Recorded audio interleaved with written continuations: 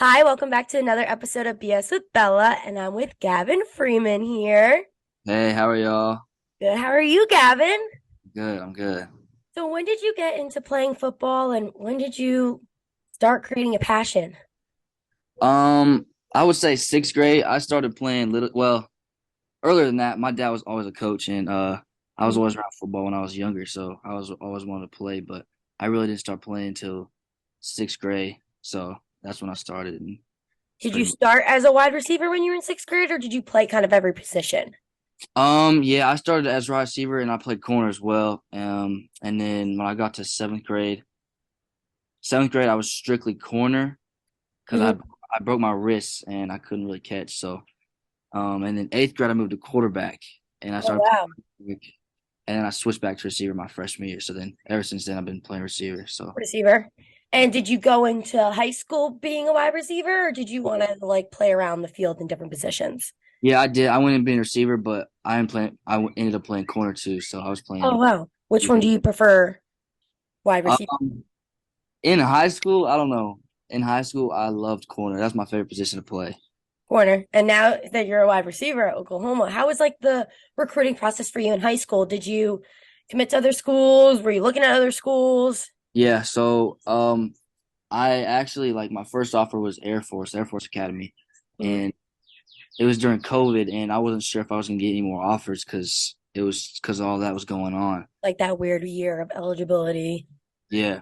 So then I ended up committing to Air Force before my senior year, and and then so I didn't score high enough on my ACT, so that Hmm.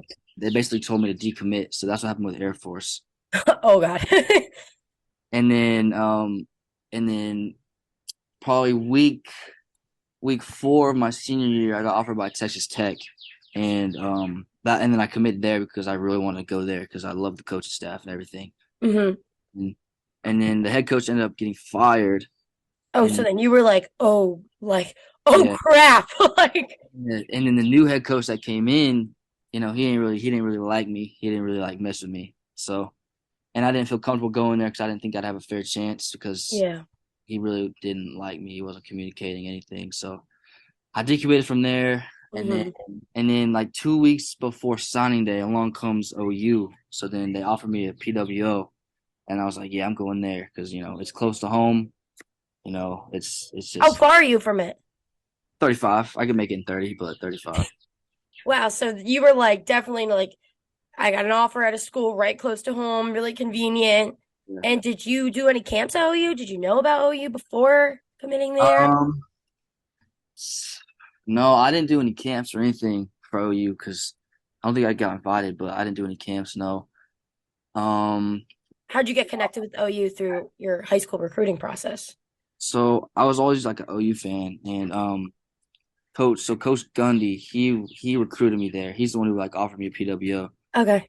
That was my my In my ties to OU. So yeah, that's pretty much it. what are some struggles you faced like being a freshman playing in the Big 12, especially you're one of the few freshmen who played and got the opportunity.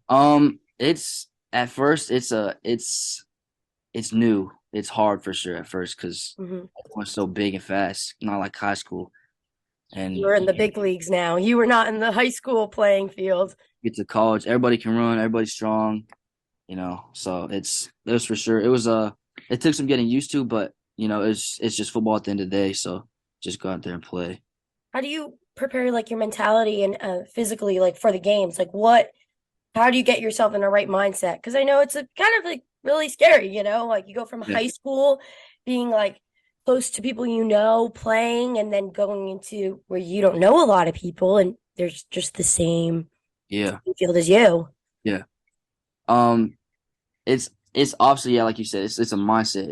It's all up here, like in your head, like how you think of it. Like if you're thinking like, oh, like I don't know if I can compete with these guys, then you're not gonna be able to compete. But like if you're like, yeah, I'm made to do this, like I'm born to play this game, like I got the abilities to go out there and do what I want to do. So it's all mindset. So if you believe in yourself, you can do whatever you want.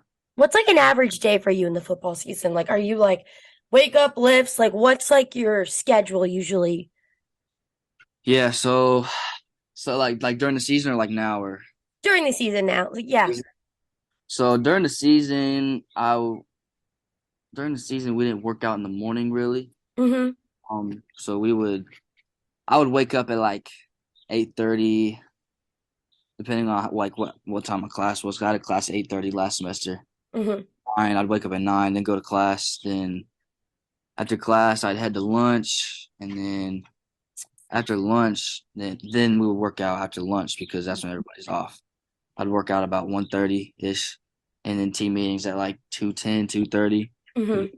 Meeting, and then you'd have meetings like an hour and a half, 2 hours, and then you start practice, and then get home 8:39, depending on the day. So How close are you with like your coaches and your teammates?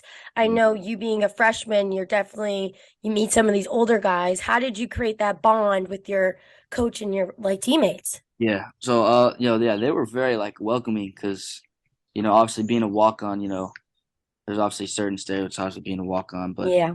no, nobody, I couldn't tell anything really from what people were like. People were really nice, like they were welcoming and like they liked me, so it was like An yeah, easy welcoming for you. yeah, And especially the coaches too. So yeah, it was like family.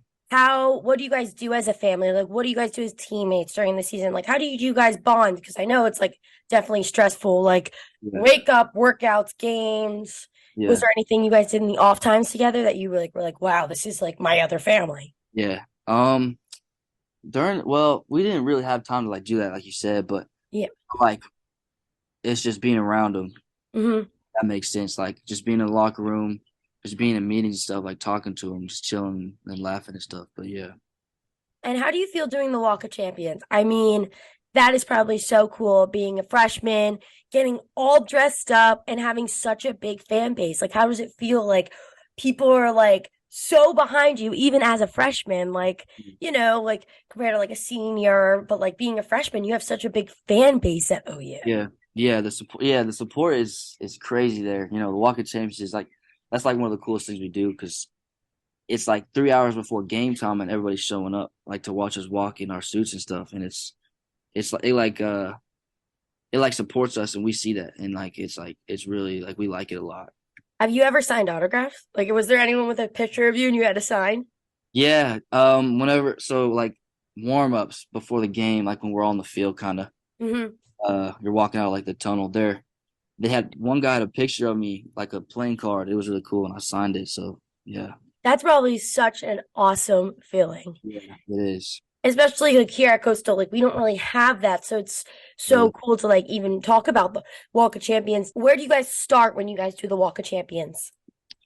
Um, we start. We have a team hotel, and then about like I said, 3 hours, 3.5 hours before game Mhm. time, we drive over to the facility, and we get off the buses, and then we walk on the road to the entrance. So It's like such a surreal feeling. How is yeah, it being on that field? Like, did you feel like you made it every time you're on that field?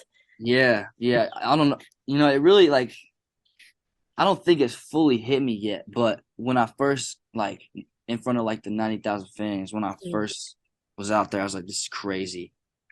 But like again, like you got to get back to your mindset of like this is football. Like don't get too caught up in like the fans and like the Yeah. big facility stuff. It's just like just play ball. But yeah.